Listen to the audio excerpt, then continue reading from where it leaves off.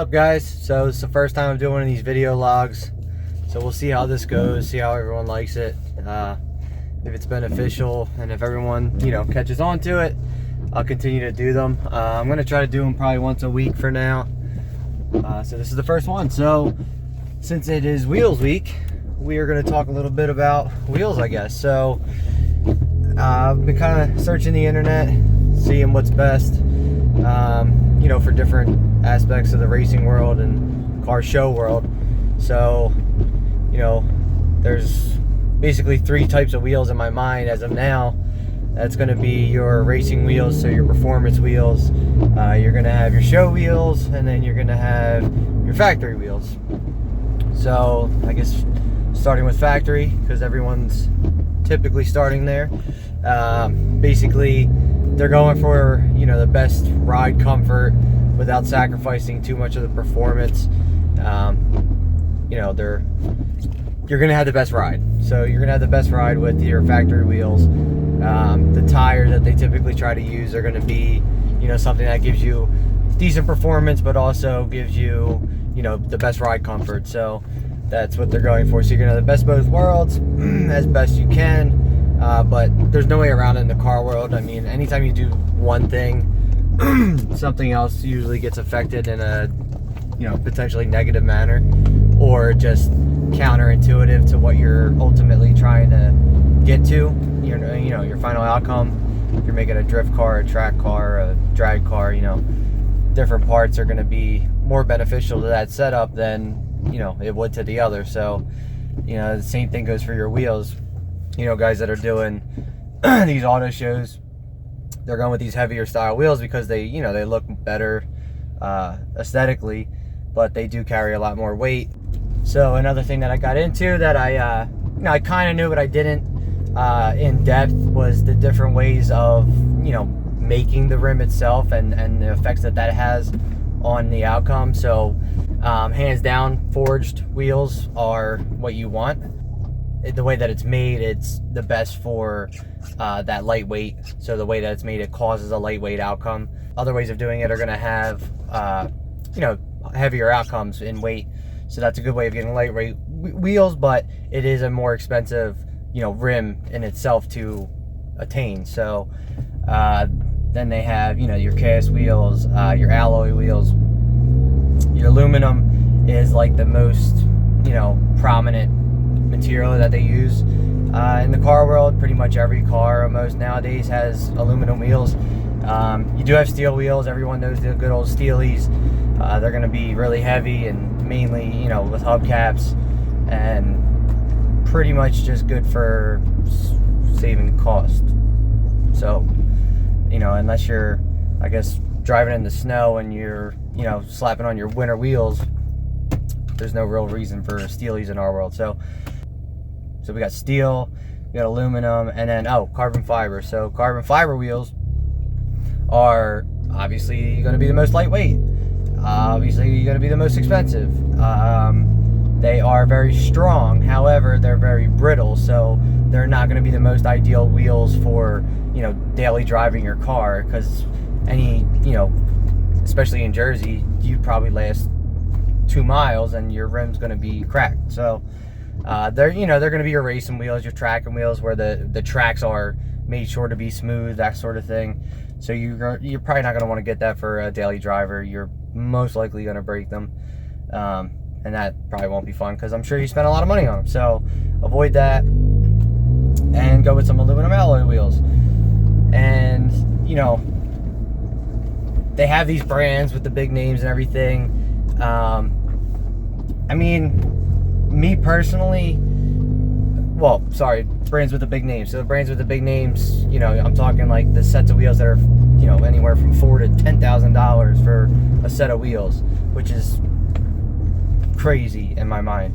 When you can go buy, another set of wheels that don't have that name, might not be forged, wheels or like top of the line necessarily in terms of how they were made.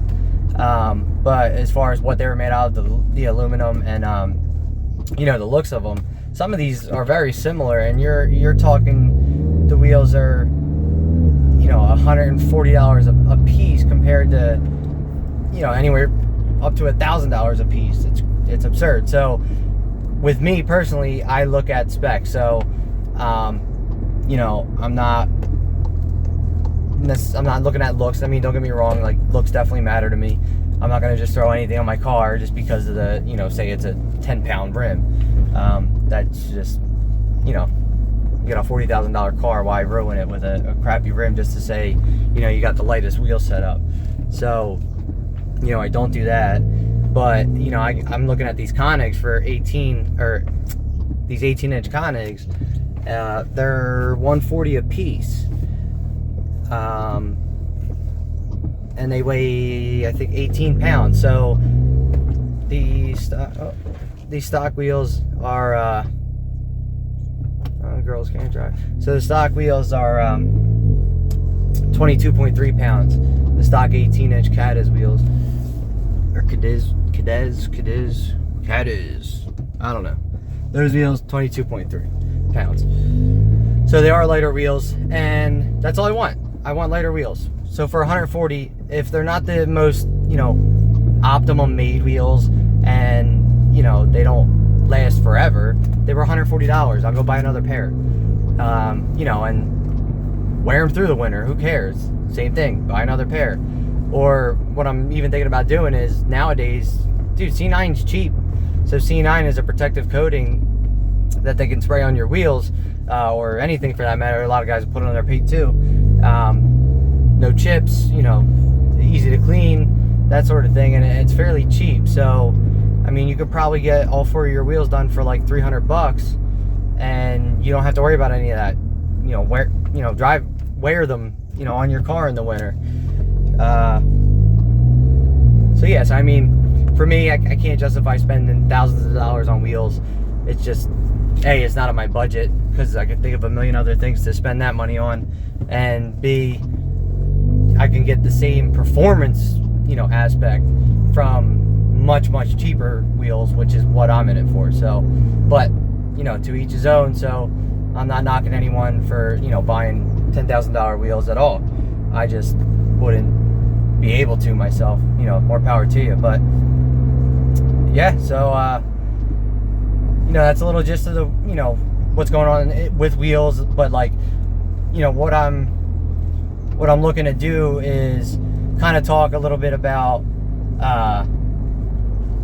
like what's the optimum setup for what you're trying to accomplish with, I feel comfortable talking about an MK7R. So, like my factory wheels are 22.3 pounds, right? Like I said, I don't believe in going heavier than stock. If you're looking for best times and the best performance, which is what I'm going for, you want to have lighter wheels. So it seems like you can find a lot of 18-inch wheels for a reasonable price, that are in the 18-pound area, which is a pretty decent drop, all the way around. It's a total of 16 pounds you're taking off, which is, great. So I would probably go, with that range. Some guys will run 17-inch wheels to be able to put drag radials on the car. GTI guys will do that. I don't believe I've seen any R's do that yet. But so if you're going for performance, you're going to want to run lightweight wheels. You're going to want to run, not the widest tires you can run on the wheels, but I would say a little bit wider than what you would run, based on factory. So like, for instance, mine right now are running 225 on the factory 18-inch wheels. So I'll be sticking with 18-inch wheels, but I'll be moving to a 235 tire. So it's a little bit more traction, a little bit better for the cornering. Yeah, so I'm going to go with something like that when I do get my Konig wheels. So I am probably going to go with Kumo Extreme Performance. So I know that not a lot of guys, really, honestly, it seems like ever heard of, they heard of Kumo, but never these Extreme Performance tires. So I have a buddy that his dad used to have like a 650 horsepower Cobra, and he himself, ran a basically the same thing, you know, around the same area Cobra.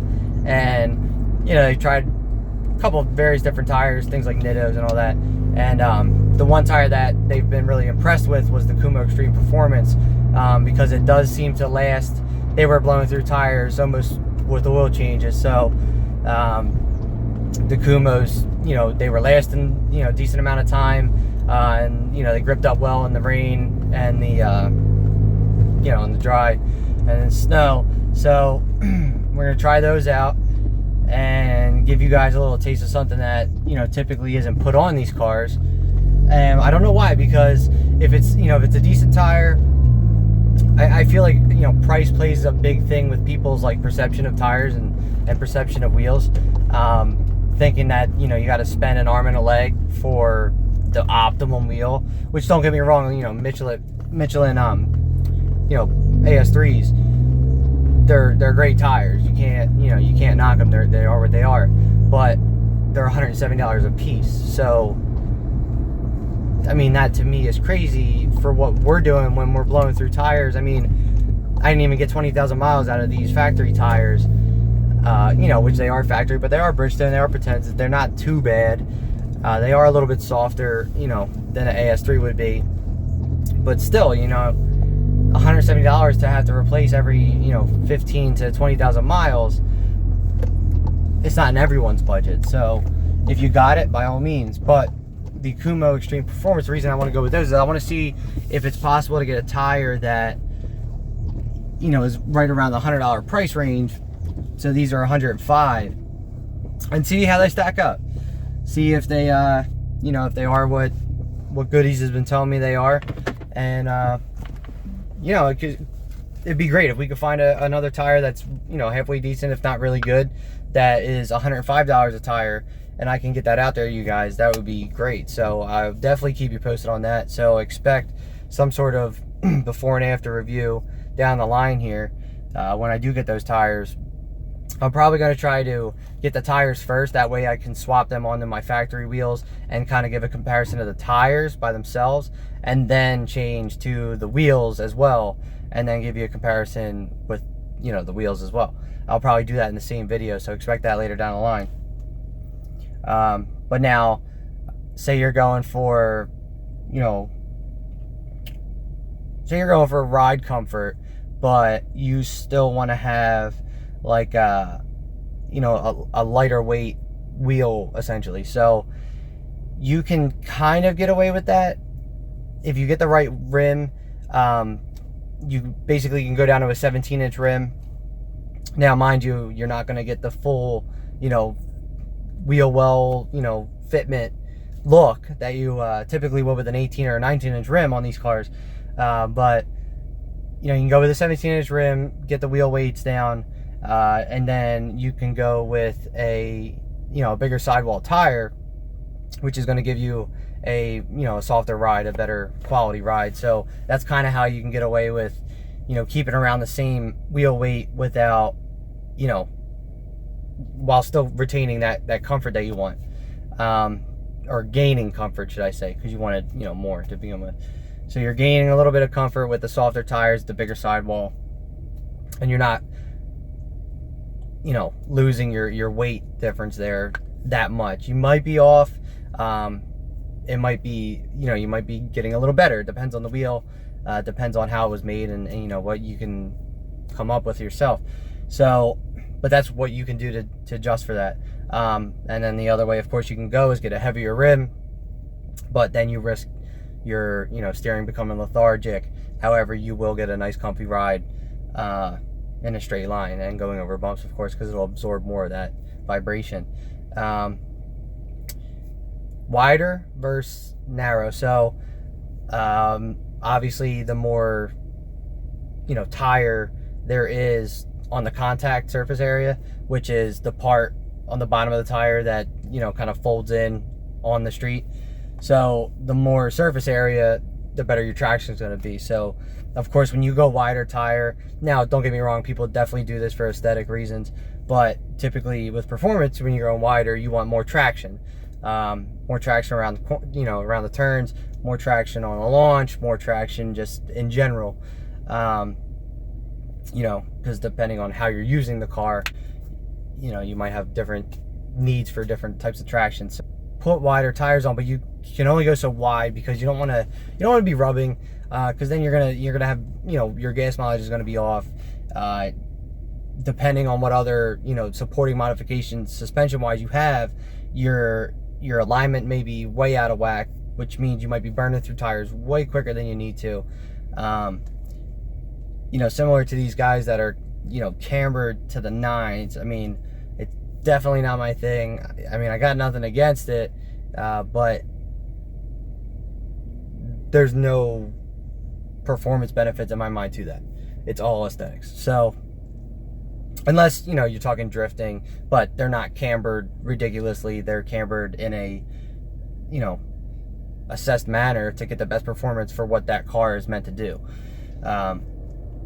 So, you know, running wider tires or running, you know, skinnier tires or lowering the car a little bit, that's going to knock, you know, things like alignment out, you know, out of whack, and can cause other issues, can cause further issues in, you know, inside your suspension, depending on how off it is. Bad tire wear, you're going to get things like vibrations. You're going to hit certain, you know, miles per hour where you're gonna feel like your wheel bearing shot, but it's just simply that tire is, you know, worn weird. So, you know, I would probably steer clear of going too wide, but there's definitely a happy medium with everything. So, I know a lot of guys are trying to stretch these out, these MK7Rs and GTIs to like a 245-ish tire, which, I mean, it'd be great. Like, I believe in it for like a GTI, because the traction is an issue, but I don't think the R's really need that. I think 235s is fine, and then if you find a good tire, you find the right tire, I think your traction is going to be fine. Plus, you can really go, you know, with a ton of different supporting mods, especially from 034 Motorsports. They got the rear subframe mounts. They have the dog frame, or the dog bone insert. I just did the motor and trans mounts, and this thing, it's planted, it sticks. The only thing holding me back right now is the tires. So I really believe with great tires and with a couple supporting suspension mods, there's no need to go with a ginormous tire. You're not going to spin with an R. But like I said, with the GTI, I can see where, you know, one would want to go with a wider tire, or, you know, even a smaller front rim so that they can throw radials in there. So yeah. So I guess to finish this up, so expect, you know, before and after of the update on my newer wheels to kind of sequel this video. But I hope, you know, after this, like I said, I'm sure a lot of you guys know this, and I'm sure I'm just talking to a wall right now. With a lot of this, you're probably, yeah, duh. I get it. But, you know, we all started off somewhere. There's probably tons of guys, you know, even if there's high school guys out there that have no idea where to start. You know, here's your little, you know, quick lesson on wheels and how they're going to affect the car. You know, you can get into real depth and look at different types of rubber and different types of tread patterns and all that. But, you know, basically more tread, you know, more tread and more grooves in your, you know, tread is apparently more traction. But there's, you know, there's a lot of different things that go into that to make it perfect, but I won't go, you know, too in depth with it. But nor do I think I have the honest professional, you know-how to give you all the right info when it comes to like the in-depth stuff. So that's like your little quick lesson, and then hopefully that helps you guys out, or help someone out, or help someone making a decision on a pair of wheels. If you head over to my Instagram page at _ we want to go fast _ you can see everything for Wheel Week right now. So that was done the 4th of July week. So if you're watching this movie later on, head back to, you know, 4th of July time period. You can find the Wheel Week. So I have a bunch of different wheels from a bunch of different guys who were nice enough to send them over with their wheel specs. So if you want to get a couple ideas on a couple different types of wheels guys are running, you know, different looks, different styles, as well as the names of them and the specs, you know, head over to my Instagram page and check that on out.